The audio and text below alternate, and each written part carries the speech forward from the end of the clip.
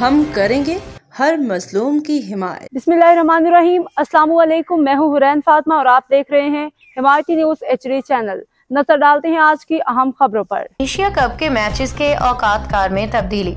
Dubai Asian cricket council ने Asia cup के matches के औकात-कार में तब्दीली कर दी। एशिया कप के मैचेस मुत्तहिदा अरब अमारात के वक्त के मुताबिक शाम 6:30 बजे जबकि पाकिस्तानी वक्त के मुताबिक 7:30 बजे शुरू होंगे। टूर्नामेंट में 15 सितंबर को डबल हेडर मैचेस होंगे।